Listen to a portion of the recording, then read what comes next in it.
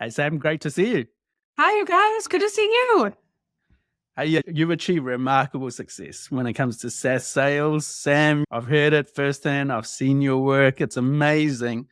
What motivated you, and where does the determination to constantly excel in this field come from? I feel for me, this just goes back to being incredibly competitive. I tell this story on LinkedIn about how I got started in sales by raising money for the Leukemia Lymphoma Society here in the States and how I won second place in like sixth grade. I will never forget it. Like I have the TV that I won for second place, this tiny, like little 6-inch tube TV. And just the feeling of like defeat of being the first place loser. I don't know, it's always motivated me over and over. And then I think there's something about the fact that you get a bar set for you, right? Here's your quota. Here's what we want you to do. And you start to think, okay, well, I wonder if I can do that. I wonder if I can do more. I wonder if I can do it faster. And then you do. And then you're like, what else can I do? By no means am I an Olympic athlete at all, but I think it's probably the same thing that motivates athletes to be the best of the best. You just think, where can I go? How far can I go? And how big of an asset can I be? And the beautiful part is the more you do that in sales, the more money you make traditionally. So it's all of your effort and your unique skill set and everything really pays off in a bunch of different ways. Yeah. And it's interesting you say that, right? Efforts equals rewards in sales, but then you've made a bolder move. You've gone and started your own business and Sam Sales and Show Me, You Know Me. Hugely famous on LinkedIn. You've done tremendous amount of work around that. So what was the story behind the inception and the mission and vision that you had for Sam Sales? Because it's very different. It's not your normal sales agency. I think as non-humbly as I can say it, right? Like the biggest motivation for me leaving LinkedIn and starting my own business was thinking about how much I was on a plane, how often I was on the road, how often I was away from my family, right? Like I barely unpacked a suitcase before I was repacking and oftentimes not even having unpacked the last one before doing the next one. And you just thought, that's a lot, right? To be away from your life and to give up a lot of your life and your routine. So that was one thing, is that I was really tired from traveling. And it wasn't just at LinkedIn, it was the previous companies before that, spending weeks on the West Coast of the US and then back to the East Coast and wondering, who has my dog? I know somebody does. And trying to figure all that out. But to me, and then the non-humble way that I can say it, right? That kind of competitive spirit has always been throughout my sales career. So I'd break a record, I'd break another record, I'd do it again, I'd set the bar higher. And in sales, they do you the great favor that when you succeed, they say, well, we're going to double your quota and we're going to cut your territory in half. Go figure it out. And you're like, well, okay, thanks. Right. So you get less and you're expected to do more. But every year, we just kept doing more and more, winning more awards, getting further ahead, training my sales teams to do the exact same thing. And I think the thing when I think about it is that I've never done anything in the traditional way that sellers typically do it. I've never asked, would it be the worst idea for us to get on a call? I've never done a cold call, created a mutual action plan in this traditional way that people create that. I've just never done any of that stuff. I really thought about how to use human instinct, ask active listening questions, be polite, pull in my Swiss manners. And I think the coolest thing is that I've just done so well, so differently. And so I think for me, the motivation was there's nothing that makes my heart pump faster other than winning a deal than to be of positive impact. So I started to think, if I can do what I've done for one company alone and then another company, if I can do that on my own and impact two or three companies at the same time, work half the time I used to work, and then make half the money I used to make, life's going to be pretty damn peachy. And so that was the goal, right? And it went in a completely different direction, of course. But it was just, how do we make broader positive impact, hoping to just impact a couple of different organizations at once? And so you go from being top performer, traveling continually, knocking out a park, you start your own business. Can you think of like a challenging situation? Because it's really difficult to go from the top and then start something that is your own, that's your passion, that's your baby. You would have definitely come across challenges. What can you think of any like really challenging situations you've had to come across and then how you overcame those? Because I always find it interesting when someone goes from being a top individual performer and leader in something so big like that and then takes that massive jump to start something of their own. Yeah, I will say I'll pull in a couple of threads here if that's okay. So I think one of the things to think about is the going from IC to leader, and are you really cut out for that route, right? And so we know a lot of organizations just promote top performers. here's your book, here's your team, go get them, tiger. But I think like we fail to think about if we have the skill set that's right as an individual contributor to be a leader. And if you think about your own successes, in those are the most important things to you, not that of your team, it might not be a good fit for you to be a leader, especially in sales, because you're going to want to get in the weeds. You're going to be upset if one person wins and another person loses because it means you're losing, right? You got to really think about those motivations. And I think the same thing when you think about starting your own business.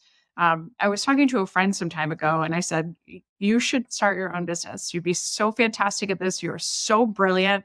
And she said, I'd be terrible at it. And I said, why? And I'm waiting for the salesman part to come into it. But she said, I'm not intrinsically motivated. And I was like, what? Because she's such a top performer. And I'm like, you're not intrinsically motivated. And she said, nope. If I'm not pleasing someone else, if it's just for my own competitive spirit, I'm not interested in it. I'll just sit at home and watch TV all day. And it baffled me because this person's just such a perfectionist and so incredibly talented. So I think that's the other thing, thinking of those challenges right before you even take that leap. Can you be disciplined to run a process? Do you know how to sell? Are you a hustler? Do you know how to show up for 12 or 14 hours a day in the early days and even 4 years into it? Do you have the motivation and interest to do that? Because if you don't, you probably won't succeed. Yeah, I think the good thing for us is we haven't, very fortunately, haven't had a lot of challenges. We've made 2 mishires, I think, in our 4 years, which is saying a lot. But I think our biggest challenge has been how to figure out, we've never been interested in taking on funding. We've never been interested in taking on any kind of investment or support. So how the hell do we grow, right, as we continue to be bootstrapped? How do I let my money go out of my cold, dead, clutched hands and actually spend money on things to grow? Those are tough decisions because you're really betting on your own instinct, spending literally money out of your own bank account and hoping that it's right. Yeah, you made some really good points there, Sam. But on the flip side, what have been your most rewarding moments at Sam Sales? I think one of the coolest things we have is the people that we hire. So I'll say that like again, the way that we sell, I have built the business to be different in the way that we do everything. So the people we have hired haven't been your traditional sellers and marketers and enablement people. We've hired people who all mostly have no experience doing what we've hired them to do, which seems really atypical. But I'll say the first thing is we focus on military and expat spouses. Spouses of the military or people who are married to expats and are stationed in Belgium or the UK or Hawaii. You have this insane talent pool of humans with multiple master's degrees who used to run marketing for country music labels, all sorts of really interesting things.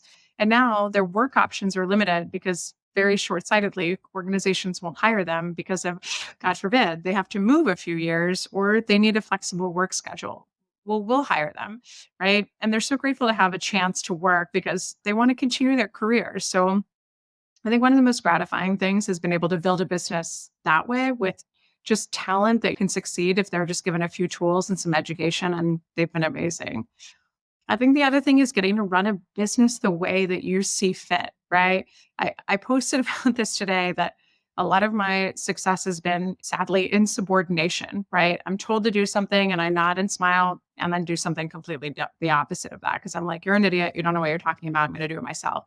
That's a lot of my ego talking and I always think I'm right, which is something I'm working on. But it tends to pay off, right? So then again, you're taking the gambles with your own business on that stuff, right? So how do we structure maybe a flexible working environment? Or how do we do things where we can give pro bono hours every week or give things away for free or make investments in charitable donations, right? Well, I think one of the things for us that stands out is we've got, I think it's a total of 31 days of company holidays in a year, which like you only really read about, right, in your neck of the woods or in EMEA. And I think another thing is on top of that, we have unlimited PTO. So we also pay full maternity leave for 3 months. We're a tiny ass business, but we do all these things because it's the right thing to do. And if we can do them at our scale, anybody can do them. Yeah, that's amazing. The other thing I've found really inspiring about your business and yourself, Sam, is that it's an all-woman business. And how is that shape? Yeah. And that's cool. Like, it's awesome. I don't know whether it was deliberately designed that way, but what's been the inspiration behind that? And what And how has that impacted your sales landscape, I guess, in a broad question? I think it's just that happened by circumstance. So the majority of military and expat SaaSes happen to be women. So that wasn't going to be the design. But I'll say we are an equal opportunity employer, first and foremost. I will say second, it's hard to go back from that. And we definitely have a line out the door of gentlemen who are like, I'm going to be your first male employee. And we're like, we welcome you to, but I don't know. The women always seem to edge it out. I think the sales landscape, it's been really refreshing for, I think, the great majority of the companies that we talk to. They really see that as a fresh perspective. They want to see, we say this all the time, like you want to see diversity. You want to see people who look like you doing things. You want to see women achieving things that you don't traditionally see. And when I look at our competitors, we don't have any competitors that are women, right? They're all men. And so I think there's just a little difference there. I will say it's an interesting conversation though sometimes because we have had a few conversations with more tenured sales leaders that are male, and they come and they say, well, where are the men? Right. And you can tell that they're not super jazzed that we're all women. And what I really want to say is, who cares? But I can't, right? And I just have to say, oh, it works out that way. But you also immediately know this is probably not an organization we want to work with. Just by the way that they ask, they're definitely turned on by it. 99% of the time, it works out really well. And the feedback that we get from women who say, it's inspiring to see someone like you who does things completely the opposite of what everyone says you should do in sales, tells me I can do it too. And that's pretty awesome. Yeah. That's really powerful. I think probably more than you even identify and recognize. So you mentioned this on a couple of occasions already on this episode, Sam, is that your approach is vastly different to a traditional sales approach. And you work across a range of businesses through different domain and whatnot. Can you let us in as to what that approach is and how is that vastly different to a traditional sales agency? Yeah, I was born in Switzerland, right? And then I moved to the States when I was 5. Went back all the time. My family was over there, but grew up in a very traditional French and Swiss household of manners. And so I think what I learned in terms of how to sell wasn't the education that I got down the road. It's the education that I got from my parents and from my upbringing. How to have a conversation, how to show interest in someone's life, how to ask active listening questions before I ever knew what the hell that was, how to be polite, how to say please and thank you, just things that are missing in sales, right? But really focusing on quality over quantity and just always thinking about whatever move you make, whether it's networking, sending emails, the way you run a call, the things you do after you lose a deal, what brand is this going to build for me today in the eyes of this buyer? So it's really thinking about that. What do I want to be known for? What do I want their experience to be? So I'll give you just a couple of examples, right? Like one, we talk about how I've never made a cold call in my life. And I think this ruffles a lot of people's feathers, right? They get very upset, especially the people who work for cold calling firms, and will just take me down on LinkedIn or TikTok, which is fine. But here's what cold calling is to me, right? Cold calling to me is me picking up my phone, calling you in the middle of the day, uninterrupted completely interrupting your day, uninvited. And then when you pick up, I'm trying to sell you something. Yes, I'm trying to solve a challenge, right, that you have, but I'm trying to push myself into your world immediately to try and pitch you something. And my theory is we're better than that. We can do so much better than that. So I would say instead of doing the average of what takes 11 dials to get someone on the phone, and then there's a 37% show rate to those calls, to those meetings booked, instead of making all that effort, my God, take 10 minutes to look at somebody's profile, figure out what we can find out about them to connect with them as an authentic human being, God forbid. And then why don't we write a really great email that just shows we give a shit and we made an effort, right? And so that's one of the things where I say, if you invest the time, quality over quantity, if you invest and only send 20 emails, let's say on a Thursday or a Friday, and then send your second email on a Saturday or a Sunday to follow up, what kind of brand are you going to build for yourself by not cold calling this person? Well, I think the other thing about that is then you read the cold calling techniques that exist, right? So like Ricky, there's one that says, when Ricky picks up and he tells you he's in a meeting, here are 2 ways you can get around that objection. Number one, say, what's the meeting about? What? Get the hell out of here. Number two, well, it can't be that important because you picked up the phone. I will murder you. Just kidding. I won't. Nobody come for me. But are you just the audacity of that, right? And just the training that happens even to say, cold call somebody twice. Sean has 3 children. Cold call him twice and they'll think it's his kid's school and then he'll pick up and then you'll get him on the phone. What are we doing? So it's thinking about stuff like that. It's also thinking about when we lose a deal, right? If we've worked on a deal, if we've gone through proposals, if we've gone through presentations, if we've gone the whole 9 yards and the client comes back to us and says, thanks, but no thanks, we went with another vendor. What are we going to do? One of the things that we do is we send a handwritten thank you note, right? And our reps are like, what do I have to be thankful for? I lost the deal. And I'm like, yeah, you got the at bat. You got 7 people, 11 people at that company that went through a buying process with you. And now you've got a chance to stand out. Guess who's not sending them a handwritten thank you note unless they've been trained by us or you lost to us? It's the winner. The winner isn't doing it. They're taking the money and they're running, right? The ink is barely dry and they're not returning your emails. So think about that, how you can stand out. And I'll say one more thing and then I'll stop talking. Networking events. So we think about this too, right? We go to networking events. We see maybe 2 or 3 of the buyers that we've been trying to get a meeting with, right? Or that we've been talking to already about a deal or an opportunity to work together. I will never in my wildest dreams talk about work unless they broach it first. It's the idea of don't speak until spoken to. But the last thing I want is when they see me at a conference, right? That the Jaws music starts playing, that they know I'm coming in for the kill. I just want to get to know them as a person and continue to build a relationship. And if they want to talk about work, that's on them. If they don't, then I'll focus on treating them like a human instead of somebody with wallet share. It's the opposite of what most people would do. And I think that's also what's helped me and us play and win the long game because people know we actually just give a shit about them as people, not just buyers. Yeah. Can you keep dropping stuff like that? You can talk for the next 20 minutes uninterrupted. It's like, I personally think all of that is amazing. I've been at lots of networking things and watched sharks move through. And I think the only conversation questions they ask me is, so you're the CEO, right? And what do you use for this? Or what I'm like, cool, I've got to go over there. And I agree with you on the cold calling stuff. I'm a pretty open person, but if I get a phone call and someone rings me and it's out of the blue, I generally don't respond very well and don't answer. It's like little bits of humanizing people, building connection. It's how I was taught when I was growing up as a lawyer. If you want to get work out of someone, you actually got to get to know who they are, understand them and learn. And then maybe 2 months down the line, you could ask her, hey, I'd love to have a shot at doing something like that. There was never something you talked early. And I think that building personal connection, I never thought about sending something to someone if you lost a deal. I think that stuff is amazing because if they ever do have any trouble in that install or anything goes wrong, they're not going to go reshop that deal. They're just going to call you. It's exactly right.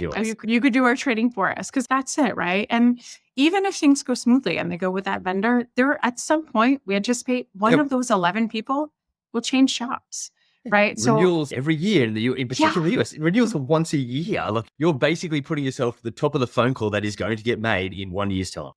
I think the idea with all of this is like, everybody is in a hurry to shortcut their way to sales success, right? They want to ask the questions. They want to uncover BANT, right? Budget authority, need time, and they want to figure out all this out immediately. And I guess I always relate sales and dating to each other. And I say, when you show up on a first date, are you saying, what's your credit score? How much money do you have? Should we FaceTime your parents and see if they like me? Jesus, no, slow your roll, right? Give it a chance. Figure out who they are. Understand their challenges and what they're looking for.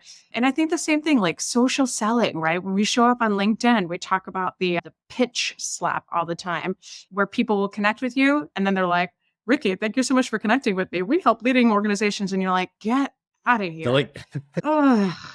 Just the noise. Yeah. That's why that's my entire LinkedIn following now down to 2 followers. What are you doing to me, Sam? I was like, hey, at least we know why I didn't make a good salesperson, right? I was never good at dating either. My favorite is when they ask you the questions that they're completely they don't have a relationship to ask you. And it's, Sean, what's the biggest challenge you have ahead of you this year? You're like, who the hell are you again? Get out of my face. So just take a beat, right? Invest in the relationship. If you do that in the first couple of weeks now, guess what? those relationships will have nurtured. So in another couple of weeks, you can go in for the kill with them while you're building relationships with the next. Long game. Get your organizational house in order. I'll Yeah. stop yelling now. You mean actually build relationships, not the ones that you get the LinkedIn email going, hey, I noticed you're the CEO of this. I'm like, actually, I'm not anymore. That was a year ago, but thank you for taking your time to quickly scan my LinkedIn profile and send me something. Because I get a lot of that now. I think people are starting to go, well, I can't send it fully cold. So I'm going to glance at one thing and just say that. And I do have fun with that. Sometimes I do start a conversation and hone into that one thing and see how well they've researched that one thing. I'm waiting to get canceled one day, but sometimes I'll respond to people and I'll write "yikes" period as my response, just because it's so bad. Somebody reached out to me today about something. I wrote "yikes" and they said I didn't mean to scare you, and I'm like, I don't think you got the clue. Take care.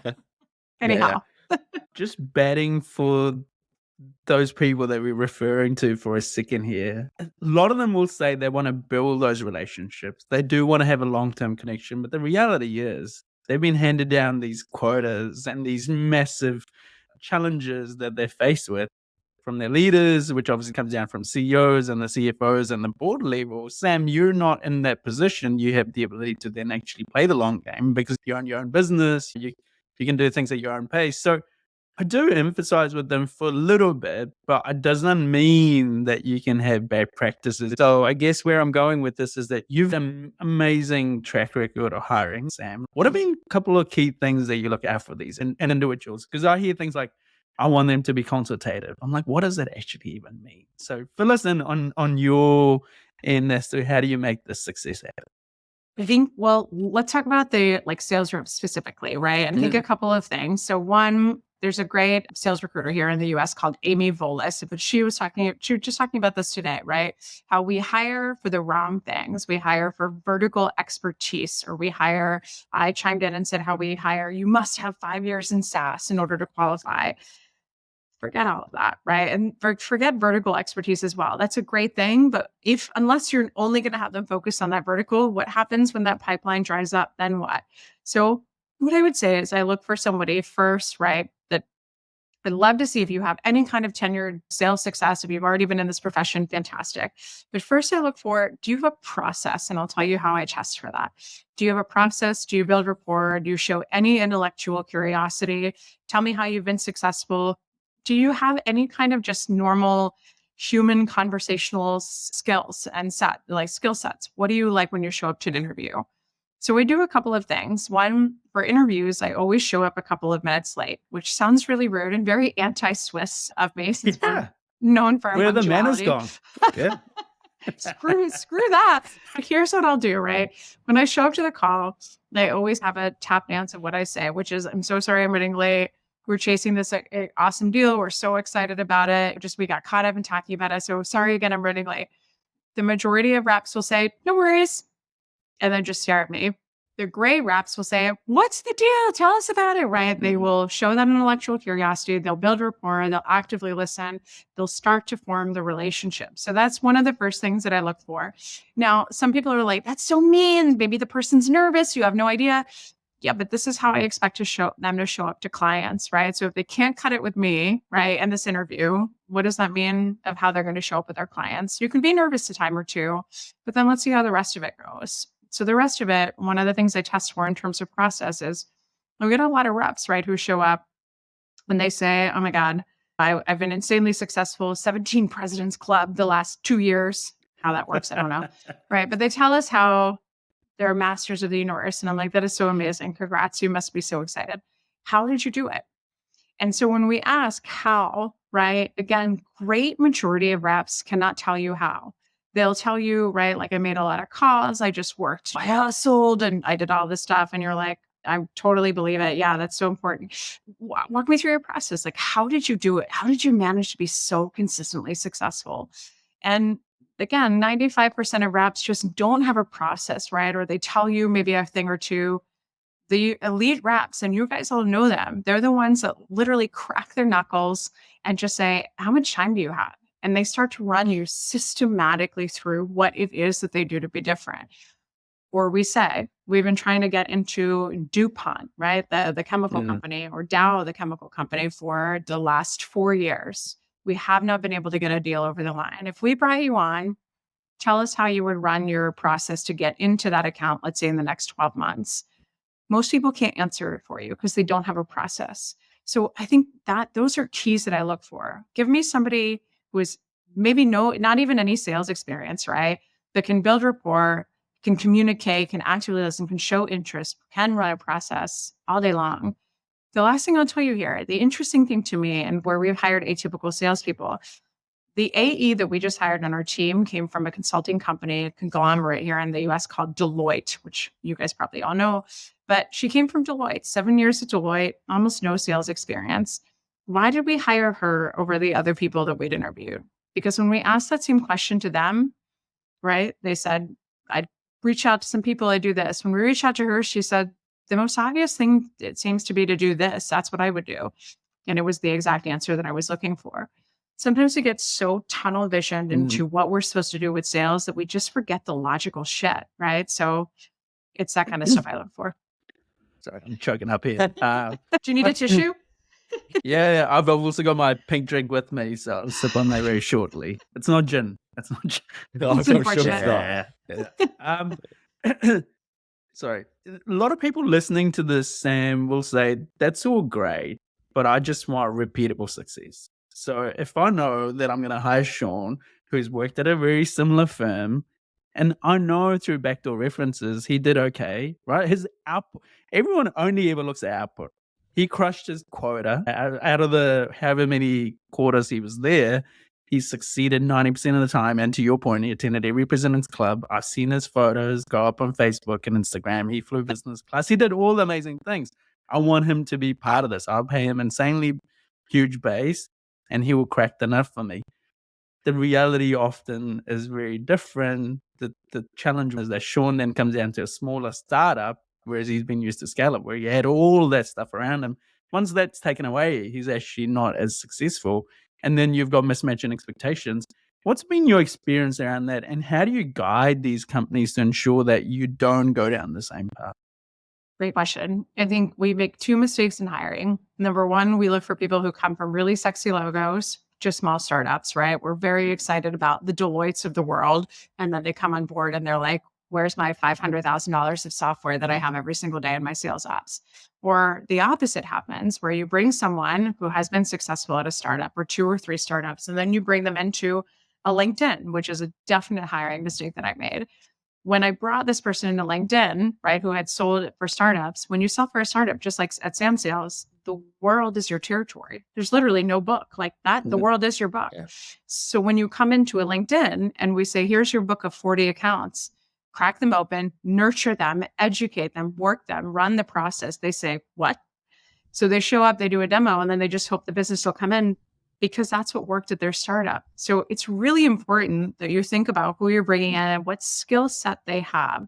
Just because they're coming from one or the other doesn't mean they're not going to be successful, but what's their skill set? So I'll say a couple of things, like how do we build that repeatable sales process? This is where that, how would you crack into this account is so important. I just wrote like a 37-page prospecting playbook that we're releasing on November 17th. And it basically runs through, one, the answers to my questions, but then B, two, every single play that we run, which frankly just uses Sales Navigator, the most underutilized tool out there to succeed. But you think about just common sense for repeatable success.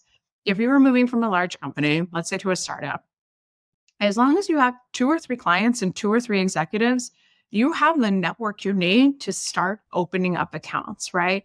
Let's say you're going to a larger company and you get a book of 40 accounts. What's the close won deals? What are the close cancel deals? What are the close lost deals? Who are the people attached to those deals? Do they still work there? Have they moved on? Are they in your territory? Have they been promoted? Are they in another line of business? We talk about show me you know me at Sam Sales all the time. That is step 1. What the heck do you know about the accounts that you're working?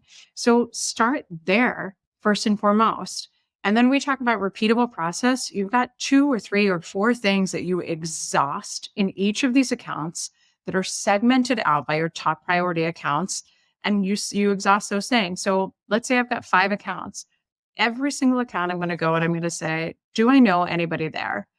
Now, as I say that, I hope both of you rolled your eyes and thought internally, my God, could you have given us a more easy, straightforward 101 answer? And I'll tell you that when we talk to reps and say, who do you know at DuPont? They say, that's a great idea. I'm going to go look. And we're like, how are you in this job? My God. So that's just the starting thing. Who do you know? The other thing I would say, run a play right after you've exhausted that. Awesome. Do any of our best clients, right, our 2050 best clients that work with us right now, has anybody previously worked there and now works in my territory? Quick search, find people with brand familiarity. Has anybody worked here before that works in my top territory? Has anybody worked for my previous employers before that work in my territory? How about the previous employers of my executives? It is so bloody easy. And you just have to run through that to start creating a process. It's step 1 through 19, and that's basically it. But reps don't do that. They look for titles, they search for things, they send aimless, terrible, spammy emails or cold call. And then they're like, I couldn't build pipeline. It's really easy to me. Give me a book of 40 accounts and I'll do it right now. I paid for Sales Navigator for so many years and no one used it like that. It makes me sad.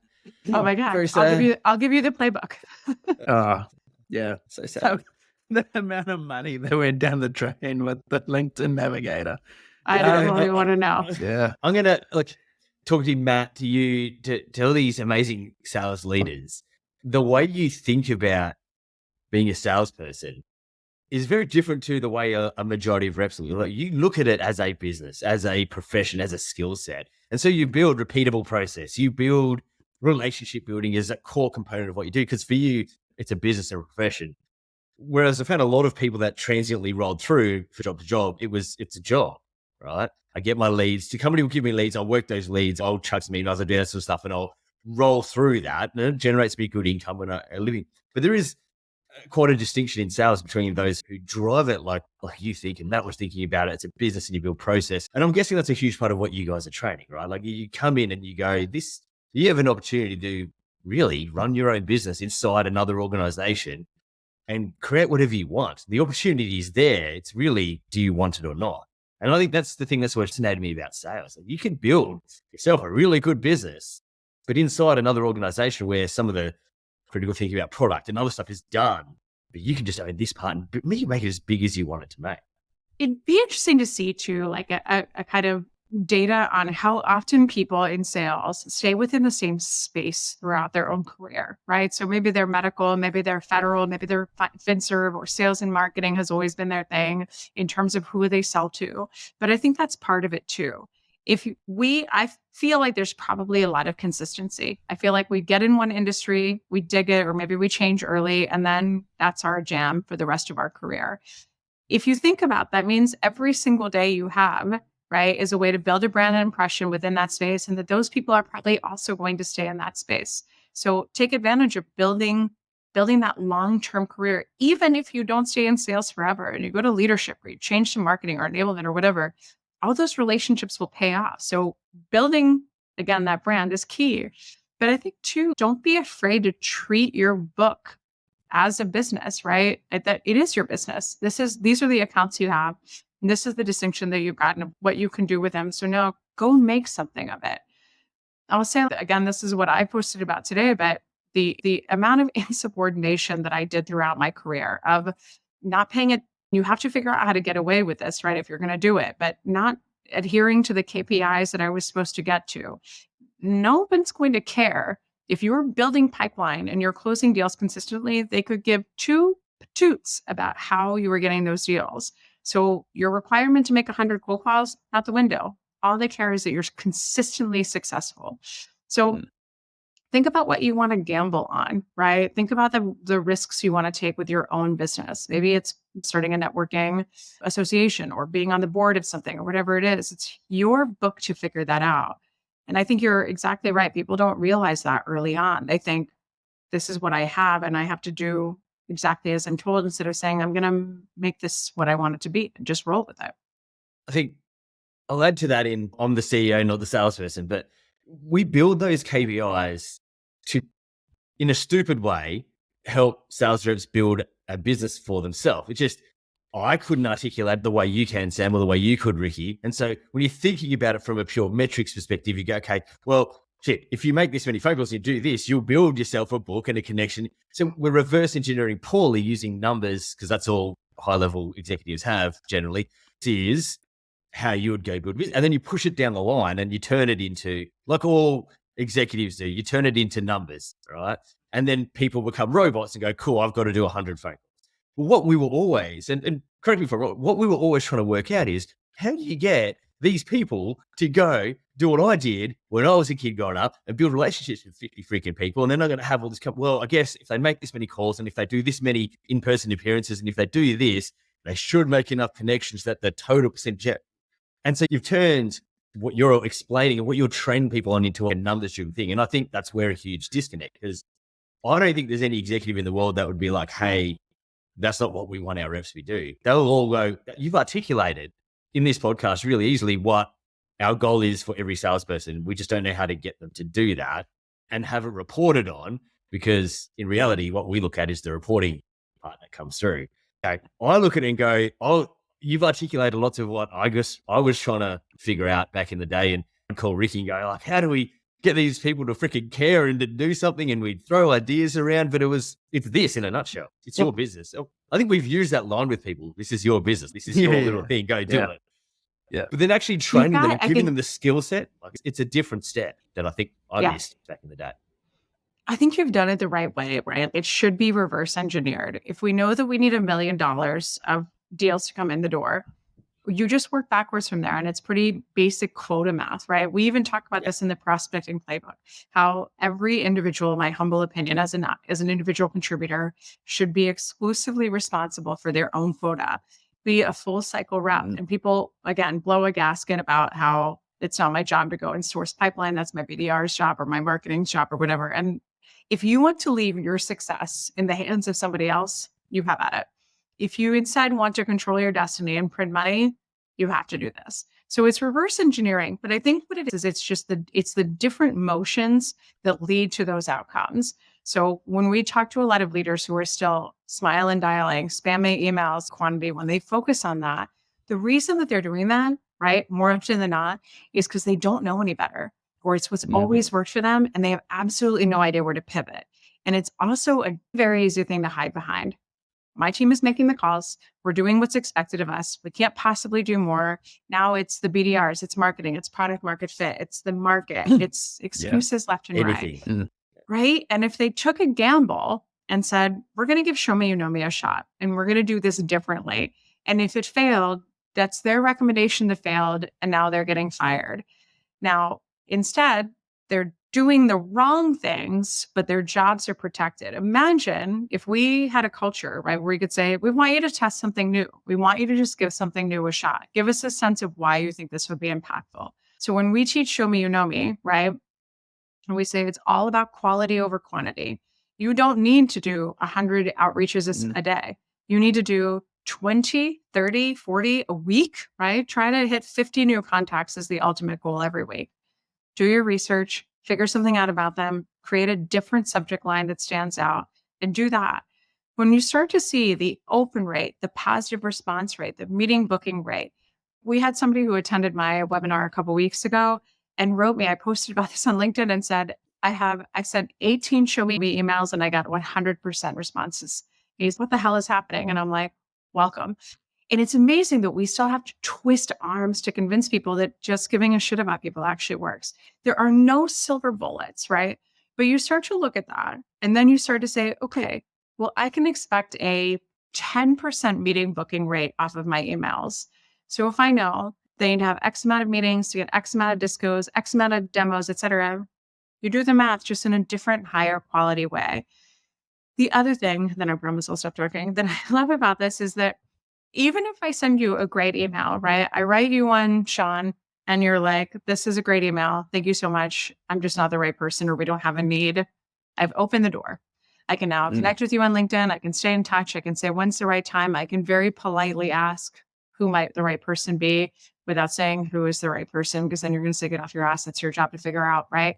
But if I position it a different way, by asking you, right, now I can probably get the door open. Maybe you'll even CC that person in because I've just done things differently. It's just a matter of staying up with the times, right? Making sure that we're reaching out to buyers in ways that doesn't make them numb to this outreach, the pitch slap, right? But instead just shows we're different. And last one, and then I'll stop, Ricky, too. SaaS has been built on mass over the last 10 years. Employ as many, do as much. It's changing now and has changed. Do you think, and you're starting to see more posts of people going, I shortened my team to 10 people. All of a sudden, we're selling more than we've ever sold. I'm like, well, that makes sense because now you've got your best people who are actually making connections and selling properly. So do you think SaaS is finally moving to a stage where what you're actually saying, what you're doing is going to become more normalized or more what people are learning as they're coming through their sales careers? I think it's still like a decade away before this is a norm. I think Show Me You Know Me has reached nomenclature, right? To many, especially in SaaS, people know what it is. Yeah. But I think in terms of actually making this a priority for sales leaders, I think we're still a ways off because I think most of those cultures don't allow them to take a risk and to try something different. I think though that you consider too, like the changing mediums of how important these things are, like building a brand on LinkedIn. It doesn't need to be you as a seller, but it needs to be you as an executive. You think about the content that you push out, inspiring stories, human interest pieces about yourself, how you achieved what you achieved, things that you did to be different, a few sprinkles in about your company or strategic positioning in your posts. Like I might say, when we do discovery call trainings, here are 3 things you can learn. Psst, we do discovery call trainings, right? That's basically what I'm doing. What you're doing is you are drip campaigning your core buyers, their network, people you've never touched in your life with your content. And they then call you magically when they're ready to buy.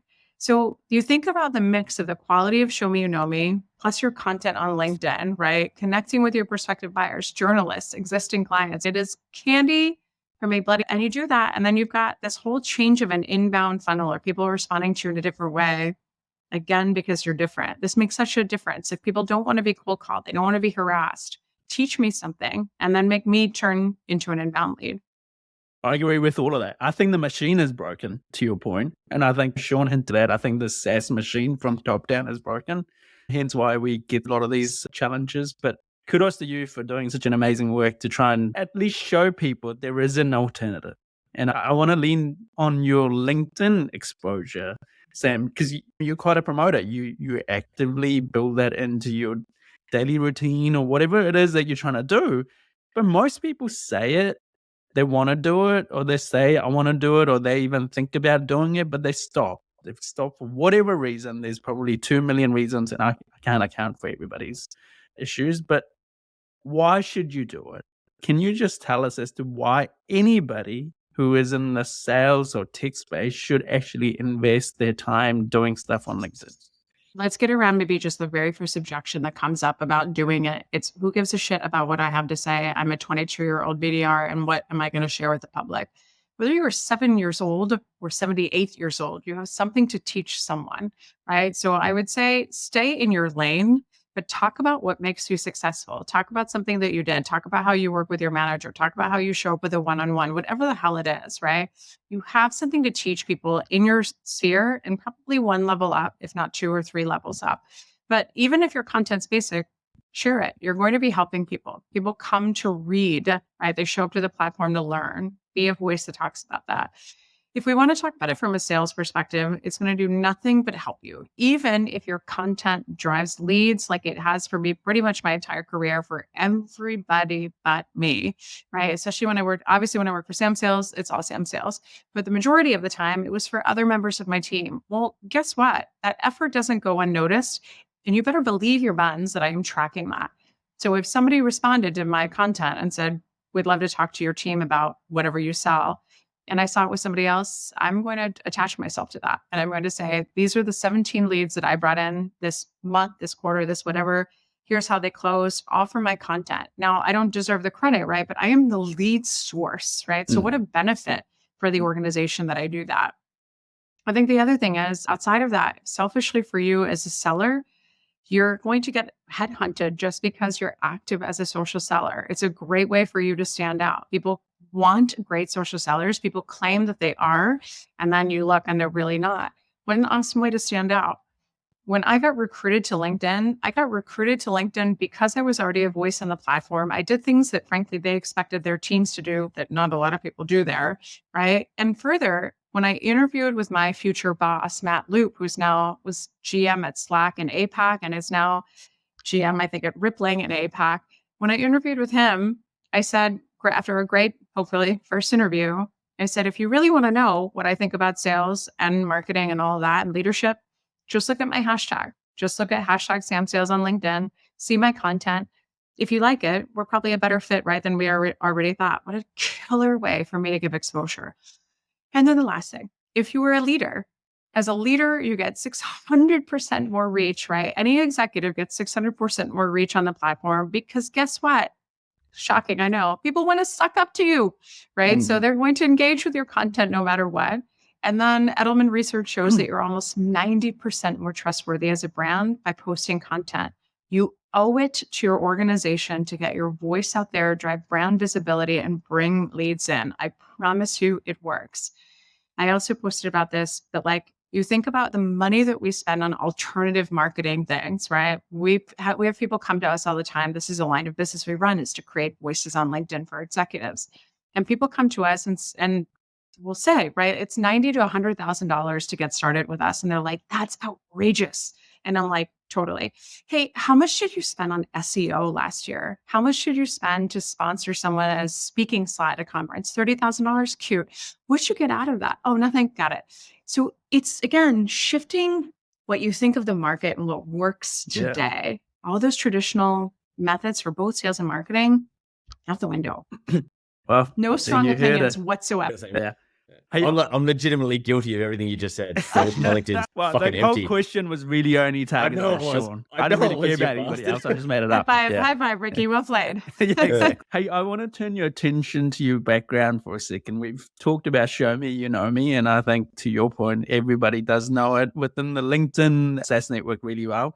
The urgent bird gets the worm. Can you tell us a little bit about that? Because I think it's more than just a cute picture in the background.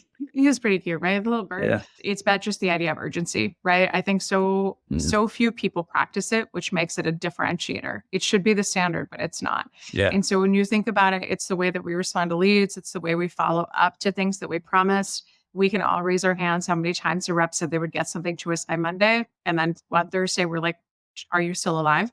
Right? That kind of stuff. And even just responding to leads, responding to requests, being quick and just responsive in general. I think I scare people sometimes. We get an inbound lead and someone's give me a call when you have a second. And it's 3 seconds later, I'm like, hello, it's Samantha McKenna. And they're like, and you're like, oh, I'm on your front porch. What's up? Just kidding. But it's that movement, right? And I think we've heard people, right, who give a retort to that say, it makes me sound desperate. And I'm like, no, it doesn't. It shows that you respect that person's time and that you can be dependent on to be urgent. Years and years ago, I would commute back and forth from Washington, D.C. to a town about 2 hours away. And I would be in the car when somebody, like pre-iPhone, somebody would call and say, can you just do an update for us on a proposal, right? We're talking about this right now. I would pull off the highway, find a Starbucks that had Wi-Fi, open my laptop. I looked like a Unabomber in my car, open my laptop, right? Pulling their Wi-Fi from the Starbucks. And I'd make the update right then and there, 10 minutes between when they asked for it and when I would pull over. Because if they're talking about it right now, if I've got them engaged, if there's a conversation that happens, not one day could cost me the deal or earn me the deal, right? Or bleed it for the quarter, for the year, et cetera. So we believe in that. There's also one thing I'll say. People get very nervous that we're going to train our customers that will respond any hour of any day. It is so far and few between that you'll get someone who's, I emailed you at 2 a.m. Where's my response? People just aren't going to abuse you. But when they do, you can set them straight. For the other 99%, what a payoff. Move your ass. Yes. Could not have said it better, right? I think we all us two in particular, live by the rule and tell you respect time, right? To me, if you've seen it, if it's flashed, if it's notified, you heard the tone, respond, right? It doesn't take much. So especially in sales, no excuses there. Hey, thank you for your insights. I'm mindful of the times. I would love to obviously carry on this conversation for 2 hours and beyond, but it is your evening. So let's get to the quick fire round. Favorite movie of all time, Sam, do you have? One of my favorite movies is Van Wilder. So take that with what you will, or Dumb and Dumber. Yeah, very mature humor over here. Yeah. Dumb and Dumber's come up like a few times on the show. It's up there, it's up there. I will get on a quote off with anybody else that you've interviewed. Let's go. Competitive to my core. We're also mostly talking to salespeople, so it makes sense. That's it. What about favorite drink? Oh, well, especially because I'm pregnant right now, I'm really sick for a gin and tonic. I'm just going to show up with that or a bottle of tequila to the delivery room. That's okay. Judge away. Totally. No judgment. Yeah. Do it. What about favorite place to visit? Do you have a favorite place, or is there one on your bucket list? No, I'm not a have to go to new places kind of person, although there's tons I haven't explored. But if I had the time, I always go back to London, especially at the holidays, or Paris. I grew up in Paris for a little time and have a lot of history there. So no, you can never be sad in those cities. They're great. Yeah, I agree. I was permanently sad when I was in London, so I'm times up. Oh, mate. Yeah. Favorite music genre, Sam? Oh, I'm an E person. Okay. I love to listen to that at 7 a.m. when I'm on my way to the gym when everybody else has one eye open and they're like, how much cocaine has she done? And I'm like, exactly not. I'm just very excited about the day. Nice. And this is the last one. This is what the whole thing actually was designed for. This is the only one we really truly care about. Peanut butter. How do you like yours? Crunchy or smooth? I don't that much. Fun fact, peanut butter at all? Yeah. I do like Reese's peanut butter cups, but fun fact, I've never had a peanut butter and jelly sandwich at 42 years of age. Something I've never had. It wasn't something in my upbringing, and I've just never.